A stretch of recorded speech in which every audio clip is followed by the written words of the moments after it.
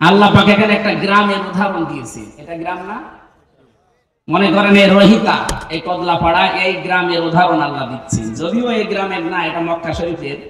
আমরা এই গ্রামটা একটু ধরে তারপরে তাফসীরের সাথে মিলাই। আমি যা বলছি এটা ফিজিলালিল কোরআন থেকে কোট করা। আল্লাহ রাব্বুল আলামিন বলেন, আমি একটা গ্রামের উদাহরণ দিলাম। এই গ্রামের উদাহরণ কেন দিয়েছি? কারণ এখানে যারা বসবাস করত, 1 নম্বরে তারা নিরাপদ, 2 নম্বরে নিশ্চিন্ত। এ পর্যন্ত বাংলা অর্থ ছিল। ঐতিহাসিক প্রেক্ষাপট, শানে নজুল কি? মুফাসসির লিখেছেন তাফসীরে হাক্কানীতে, নবীজি যখন মেরাজে যাচ্ছিলেন দেখলেন কালো কালো কি যেন উপরে উঠতেছে। বিশ্ব নবী যখন প্রথম আসমান পাড়ি দিয়ে ষষ্ঠ আসমান, সপ্তম আসমানে উঠবেন তখন দেখলেন কালো কালো কি যেন পিপিলিকার মতো নামতেছে। জিজ্ঞাসা করলেন, ইয়া আখি জিবরাইল, হে ভাই জিবরাইল, আমার সফর সঙ্গী আপনি, এই যে কালো কালো কি ওঠে, আরে পিপিলিকার মতো কি এগুলো নামে? ভালো করে শুনবেন, ফেরেশতা জিবরাইল ওই দিন বলেছিল, হে রাসূল, দুনিয়াতে যে যেই ধরনের গোনাগুলো করে এগুলো সব আকাশে উঠতেছে, আর এই গোনাগুলো আল্লাহ আবার গজব করে ওই যে পিপিলিকার মতো নামাচ্ছে। পৃথিবীতে আমরা যে যেই ধরনের গোনা করবো এটা কিন্তু আবার রিটার্ন আসবে। কথা বুঝতেছেন? তাহলে এমন আজকে এমন শিক্ষা নিয়ে যাব যেন অন্তত এগুলো আর না ওঠে, এটা বন্ধ হয়ে যায়। এটা যদি নিচ থেকে বন্ধ হয়ে যায়, উপর থেকে আসাও বন্ধ হয়ে যাবে। কথা বলেন না কেন? আল্লাহ ইচ্ছা করে কিচ্ছু নামাতে চান না। আমরা যা করি এটা ইনপুট দেওয়ার পর এটা আউটপুট আসে। কোরআনে কারিমে ব্যাপারে জানিয়েছেন সূরা রুমের 41 নম্বর আয়াতে, যাহারাল ফাসাদু ফিল বাররি ওয়াল বাহর বিমা কাসাবাত আইদিন নাস, ইলা আখিরি আয়াত। আল্লাহ পাক বলেন, জলে স্থলে যে বিপদ আপদ মুসিবত গজব গুলো দেখতে পাও, একটাও আমি দিতে চাই না, এগুলো সব তোমার 2 হাতের কামাই। কেন এগুলো দেয় জানো? লিউযিকাহুম বা'দাল্লাযী আমিলু, আমি মজা চাকাতে চাই, স্বাদ আস্বাদন করাতে চাই। তোমরা যে অপরাধ গুলো করো, আমল করো, কাজ করো, এই কাজের কিছু প্রতিদান আমি দুনিয়ায় পাঠাই, লাআল্লাহুম ইয়ারজিউন, আশা করি তোমরা ফিরে আসবে। কিন্তু আমার আল্লাহর আফসোস, ফিরে তো আসো না, তোমাদের বৃদ্ধি আরো বাড়ে। কথা বলেন না কেন?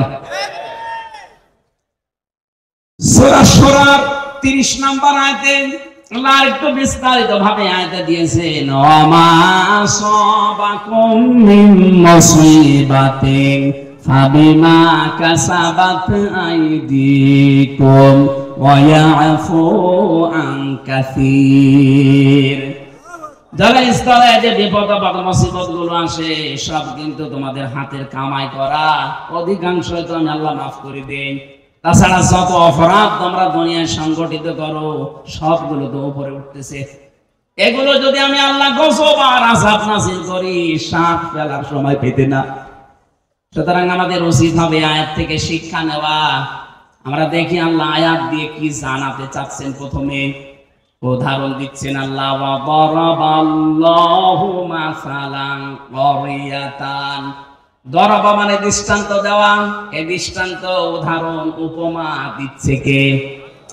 এই দেখেন, ওয়া দারাবাল্লাহু মাসালান ক্বরিয়াতান কানাত আমিনাতান মুতমাইন্না। আল্লাহ বলেন, আমি নিজে উদাহরণ দিলাম, উপমা দিলাম, দৃষ্টান্ত দিলাম একটা গ্রামের। কি সেই গ্রামে ছিল জানো? ওই গ্রামের মানুষগুলো নিরাপদ ছিল এবং নিশ্চিন্ত ছিল। তাফসীরে ইবনে কাসিরের ভেতরে ব্যাখ্যায় লিখেছে, এই গ্রাম বলতে আল্লাহ মক্কা শরীফকে বুঝিয়েছেন। ওই জামানা পর্যন্ত মানুষ তামাম দুনিয়া এমন কাবার আশপাশ পর্যন্ত কেউ নিরাপদে ছিল না। চুরি ডাকাতি সন্ত্রাসী চিন্তায় মানুষের কোনো গ্যারান্টি ছিল না বেঁচে থাকার আশপাশে। কিন্তু কাবার আশপাশ গুলোতে যারা কাবার চত্বরের ভেতরে আসবে আল্লাহ তাদের নিরাপদ এবং নিশ্চিন্ত করে দিয়েছিলেন। আল্লাহ বলেন, এতটুকু আমি শেষ করিনি। ইয়াতিহা রিজকুহা রাগাদাম মিন কুল্লি মাকান বিভিন্ন জায়গা থেকে আমি আল্লাহ তাদের জীবন উপকরণ পাঠিয়েছিলাম। আশপাশে ইয়েমেন ছিল, সিরিয়া ছিল। আজকে সিরিয়া বিজয় হয়নি। এই সমস্ত আশপাশ দেশ থেকে তাদের রিস্কের যে জীবন উপকরণ লাগে, রিজিক সব আমি পাঠাতাম। আশপাশের মানুষগুলো যে ইমানদার ছিল তা না, কিন্তু ওই মানুষগুলোর বিবেক ছিল, ওর বিবেকের উপরে আমি আল্লাহ এমন ভাবে আঘাত দিয়েছিলাম, বাধ্য হয়ে তারা এদের জন্য খাবার পাঠিয়ে দিত, জীবন উপকরণ যা লাগে জীবন চলতে সব তারা পাঠাতো। কিন্তু তাদের এটা আমি সেভ করে দিলাম, তাদের নিরাপত্তা তুলে নিয়েছি, তাদের নিশ্চিন্ত হওয়া এগুলো আমি আল্লাহ বন্ধ করে দিয়ে ফাদাকাল্লাহু লিবাসাল জুই ওয়াল খাউফ, আমি আল্লাহ পোশাক পরিয়ে দিলাম তাদের আস্থাপন করার জন্য। 1 নাম্বার ক্ষুধার পোশাক, 2 নাম্বার ভয়ের পোশাক। বিমা কানু ইয়াসমাউন, কারণ তারা যা করতো তার বিনিময়ে। এই যে এটা বাংলা অর্থ ছিল, এটার 1 নাম্বার কারণ আল্লাহ আয়াতের মাঝখানে 3টা শব্দ দিয়ে বুঝিয়েছেন কেন আমি এই নিরাপদ এবং নিশ্চিন্ত এটা বন্ধ করে দিয়ে এই ক্ষুধা এবং ভয়ের পোশাক পরিয়েছিলাম। জানো, ফাকাফারাতি বিআনউমিল্লাহ,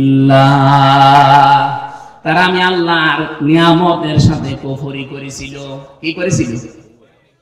এবার আমি বাংলাদেশের সাথে মিলাবো। আগে কাবা শরীফটা মিলিয়ে নেই।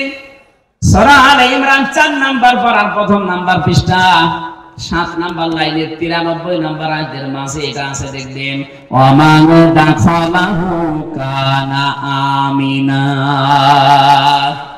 আল্লাহ পাক বলেন যে এখানে প্রবেশ করে তাকে নিরাপত্তা দিয়ে দেয়। এই জায়গাটার নাম বাক্কা। বাক্কা মানে মক্কা। বাক্কা মানে কি? প্রাচীন নাম। ইন্না আউয়ালা বাইতিন উযিআ লিন-নাস লাল্লাযী বিবাক্কাতা মুবারাকা ওয়া হুদাল লিল আলামিন, অবশ্যই পৃথিবীর প্রথম ঘর স্থাপিত হয়েছে যেটা সেটা বাক্কায়। এই বাক্কা মানে মক্কা। আল্লাহ পাক বলেন এখানে যারা প্রবেশ করে মানুষগুলো নিরাপত্তা পেয়ে যায়। এটা দেন কে? এই কথা বলেন, এটা দেন কে? আরো জোরে বলেন। বাংলাদেশ কি কাবা শরীফ? বলেন। কাবা শরীফ থেকে কত দূরে আমরা? 6010 কিলোমিটার দূরে আমরা। এখন এই 56,000 বর্গ মাইলের বাংলাদেশ যদি আমরা নিরাপদ এবং নিশ্চিন্ত করতে চাই, কাবা শরীফে আল্লাহ যেমন ভাবে তৈরি করেছেন, যেই নিরাপত্তা দিয়েছেন, ওইটা আমাদের এই দেশে তৈরি করা লাগবে। কাবার চত্বরের ভেতরে 1 নাম্বার আপনি কোনো শিরিক পাবেন না। এক কথা বলছেন না? কোরআনে কারিমে আয়াতের দলিল পেয়েছি আমি তাফসীরে সূরা আনআম 7 নাম্বার পারা 17 নাম্বার পৃষ্ঠার 1ম নাম্বার লাইনের 82 নাম্বার আয়াতের প্রথম অংশে আছে আল্লাযীনা আমানু ওয়া লাম ইয়ালবিসু ঈমানাহুম বিযুলমিন উলাইকা লাহুমুল আমন ইলা আখির আয়াত। আল্লাহ পাক বলেন যারা ঈমান আনে আর ঈমানের সাথে জুলুমকে মিশ্রণ করে না, এখানে জুলুম মানে শিরিক। জুলুম মানে কি? যারা ঈমানের সাথে শিরিককে মিশ্রণ করবে না, উলাইকা, এখানে গ্রামার জানে যারা জিজ্ঞাসা করেন উলাইকা ইসমে ইশারা দিয়ে আল্লাহ যারা এই হাত দিয়ে দেখাতে চায় যশোরের এই বাংলার মানুষগুলো, উলাইকা লাহুমুল আমন, এরাই নিরাপত্তার হকদার। সুবহানাল্লাহ বলতে পারবেন না? তাহলে আমরা যদি যে আতঙ্কে এখন আছে আমাদের প্রতিবেশীদের দ্বারা, আতঙ্কে নেই, এই আতঙ্কগ্রস্ত যদি আমরা থাকতে না চাই, আমরা যদি সত্যি শান্তি, স্বস্তি, নিরাপত্তা এবং নিশ্চিন্ত ভাবে দেশে চলাফেরা করতে চাই, দল মত দেখা যাবে না। একটাই কাজ এখন আমাদের মালিকের হুকুম, শিরিক মুক্ত করা লাগবে দেশটাকে। কথা বলে না কেন? আমাদের বিশ্বাসের শিরিক, আমাদের কর্মের শিরিক, যত রকমের শিরিক বাংলাদেশে আছে সবগুলো যদি আমরা তুলে দিতে পারি, আমাদের এই দেশটাতেও কেউ আসলে সে কিন্তু নিরাপত্তা পেয়ে যাবে। আমরা নিরাপদে বসবাস করতে পারবো। যত রকমের রিজিকের ব্যবস্থা আল্লাহ আমাদের জন্য করবে। প্রতিবেশী খারাপ হয়েছে তাতে কি? এই প্রতিবেশী ছাড়া যদি আশপাশের সবগুলো দেশ চলতে পারে, বাংলাদেশে চলতে পারবে। দরকার এদের সব বাদ দিয়ে দেবো, হারাম এদের সাথে সম্পর্ক রাখা। আমরা এখন সম্পর্ক রাখবো আমাদের পুরাতন ভাই পাকিস্তানের সাথে, তুরস্কের সাথে, দরকার হয় চীনের সাথে। প্রতিটি জায়গা থেকে রিজিক আসবে। ১৫০০ বছর আগে যদি আল্লাহ এটা করতে পারে, আমাদের জন্য পারবে না মানে? আল্লাহ কি এখন মুরব্বী হয়ে গেছে? এক কথা বলে না কেন? আমাদের বিশ্বাস আছে যে আল্লাহ যেমন ছিল ওই রকম আছে। কথা বলেন ঠিক? আল্লাহ ওই সময় যদি পারে কাবা শরীফের, আমাদের দেশটাতেও পারবে যদি আমরা ওই ধরনের ঈমানদার হতে পারি।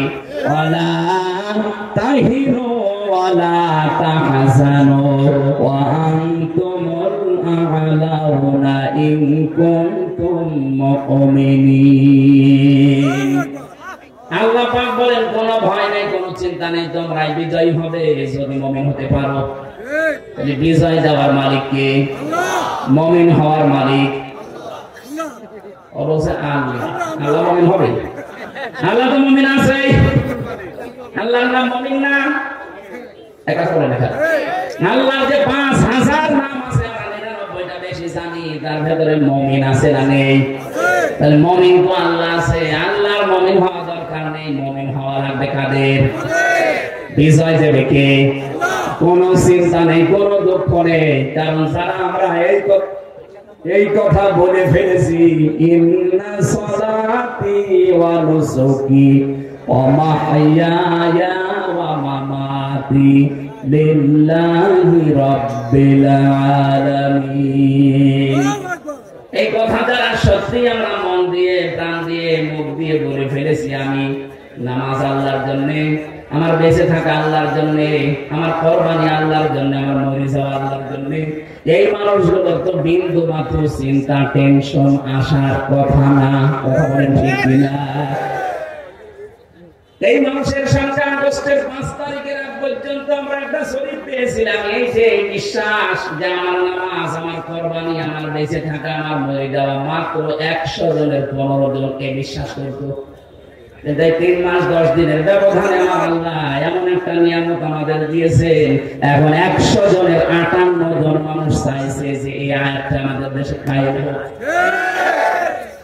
১৫ জন থেকে ৩ মাসে যদি ৫৮ জন হয়ে যায়, কিছুদিন যেতে দিন, এদেশের ১০০ জনের ১০০ জন মানুষ চাইবে এই দুনিয়া আল্লাহর বিধান কায়েম হোক।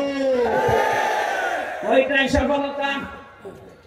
যত ষড়যন্ত্র হচ্ছে, কোন কল কাটিতে পা দেবেন না, কোন উস্কানিতে পা দেবেন না, কিচ্ছু হয়নি দেশের।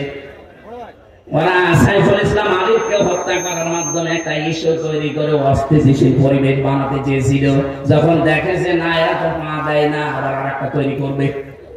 যত কিছু হয়ে যায়, আমরা কিন্তু উহুদের ময়দানের মতো আছি। নবীজির কথা না মেনে উহুদের ময়দানে প্রথমে বিজয় হয়ে গেছে। কথা বিশ্বাস করে যারা গনিমতের মাল পোড়াতে গিয়েছে, তখনই কিন্তু আক্রমণ হয়েছে। কথা বলেন এখন?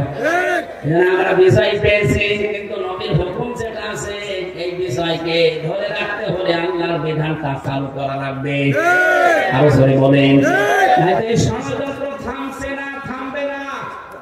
এখন যদি আমরা কেউ ঘাট, কেউ বাজার, কেউ নৌকা, কেউ লঞ্চ, কেউ ঘাট, কেউ ব্রিজ, এগুলো যদি এখন গনিমতের মাল মনে করে আরম্ভ করতে চায়, ওরা কিন্তু বসে নেই। খালিদ বিন ওলীদের মতো নেতৃত্ব দিয়ে আমাদেরকে আবার লাশ বানিয়ে ফেলবে। একবার যদি এবার পিছিয়ে যান, এদেশে কিন্তু ৫০ বছর আর ইসলাম আসবে না। সময় সুযোগ আল্লাহ একটু তৈরি করে দিয়েছে। কোন জাতি যদি নিজেদেরকে পরিবর্তনের জন্য চেষ্টা না চালায়, আল্লাহর অত দায় পড়ে না যে আল্লাহ জোর করে আপনাকে পরিবর্তন করে দেবে। ইন্নাল্লাহা লা ইউগাইয়িরু মা বিকাওমিন হাত্তা ইউগাইয়িরু মা বিআনফুসিহিম। অবশ্যই আল্লাহ কোন জাতির ভাগ্য পরিবর্তন করেন না যতক্ষণ তারা নিজেদের ভাগ্য নিজেরা পরিবর্তন করার চেষ্টা না করে। বাংলার মুসলমানেরা এটা কিন্তু রেকর্ড হচ্ছে, কালকে সারা দেশে যাবে। আমার সামনে শুধু এই ৫০,০০০ মানুষ না, এখন ১৮ কোটি মানুষ নিয়ে কথা বলছি। সাবধান, আমরা নিজেদেরকে পরিবর্তনের সময় আল্লাহ হাতে তুলে দিয়েছে। এইটাও যদি এবার আপনি মিস করেন, ভুল করেন, বিশ্বাস করেন 53 বছর না 153 বছর পেছিয়ে যাওয়া লাগবে। রিস্কে নিয়ে কোনো চিন্তা নেই। ওরা যদি ভয় দেখায় যে রিসিভ বন্ধ করে দেব, আমাদের আমদানি রপ্তানি যাক, ওর পাশে মায়ানমার আছে, ওর পাশে মালদ্বীপ আছে, ভুটান আছে, পাকিস্তান আছে, চীন আছে, আফগানিস্তান আছে, একটার সাথে ওদের সম্পর্ক বলো না। ওরা যদি ভারত ছাড়া চলতে পারে, বাংলাদেশ চলবে, কোনো অসুবিধা হবে না। কথা বলেন ঠিক না? আমরা আপনার মতো মুশরিক না, আমাদের ভেতরে আর কিছু না থাক ঈমান আছে। আরো জোরে আহ্বান জানাবো যারা দায়িত্বে আছে, খুব দ্রুত তাড়াতাড়ি ব্যবসা বাণিজ্য যা আছে সব কাট করে দেন। এগুলো সব পাকিস্তানের সাথে, তুরস্কের সাথে, চীনের সাথে আরম্ভ করেন, এমনিতে ভয় মরে যাবে। কারণ আমি তো ওই 17, 18, 19, 20, 4 বছর ওখানে প্রায় 1.5 মাস 2 মাস করে থাকতাম, ওদের আচরণ দেখেছি। কোরআনের ওই আয়াতের সাথে সূরা বাকারার 100 ভাগ ওদের মিল আছে। ওরা সব চাইতে বেশি ভয় পায় মরণকে। এই কথা বলে না কেন? ওরা সব চাইতে বেশি ভয় পায় মরণকে। কথা কার? আরো জোরে। আর আমরা সব চাইতে বেশি ভালোবাসি মরণকে, কারণ আমরা জানি মরণের বিছানায় আছাড় খেয়ে পড়লে আমাদের একটা অবস্থান আছে। কি? সূরা নাহলে সূরার 32 নম্বর আয়াতে আছে, আল্লাযীনা তাতাওয়াফাহুমুল মালাইকাতু তাইয়্যিবিনা ইয়াকুলুনা সালামুন আলাইকুম উদখুলুল জান্নাতা বিমা কুনতুম তা'মালুন। যে মানুষগুলো এই পৃথিবীর ময়দানে মরণের বিছানায় আছাড় খেয়ে পড়বে, ফেরেশতারা দলে দলে আসতে থাকবে তার কাছে। তাইয়্যিবিন শব্দের শাব্দিক অর্থ শুধু পবিত্রতা না, এটা শুধু পোশাকের পবিত্রতা না, শুধু দেহের পবিত্রতা না, চিন্তা চেতনার পবিত্রতা, আমাদের বিশ্বাসের পবিত্রতা। যেহেতু ওদের বিশ্বাসে শিরক আর আমাদের বিশ্বাসে ঈমান, একই বলে না। আমাদের যে পবিত্রতা আছে বিশ্বাসে, এই বিশ্বাস নিয়ে যখন আপনি পড়বেন মরণের বিছানায়, ফেরেশতারা এসে বলবে সালাম, শান্তি, উদখুলুল জান্নাহ, প্রবেশ করো ওই জান্নাতে। আর ওরা মরণের সঙ্গে সঙ্গে দেখতে পাবে মাওয়াহুন নার, আগুন। কি এই জন্য এত ভয় পাই আমরা যারা ইমানদার, যারা পবিত্র ইমানদার, এই মানুষগুলো মরণের সঙ্গে সঙ্গে আমরা দেখতে পাবো জান্নাত। ফেরেশতারা এসে বলবে প্রবেশ করো, উদখুলুল জান্নাতা বিমা কুনতুম তা'মালুন। দুনিয়ায় যা কাজ করেছো তার পুরস্কার হিসাবে আল্লাহ তোমাদেরকে এই বাগান দেখাচ্ছে। জোরে বলেন আমিন। আসল জীবনের সফলতা তো এটাই। আপনি 41 সাল পর্যন্ত ক্ষমতায় থেকে কি করতেন যদি জাহান্নামে যাওয়া লাগে? কথা বলেন না কেন? আমরা 41 সাল না 41 সেকেন্ড বাঁচতে চাই, কিন্তু আমরা চাই আমাদেরকে আল্লাহ জান্নাতি বলে ঘোষণা দিক।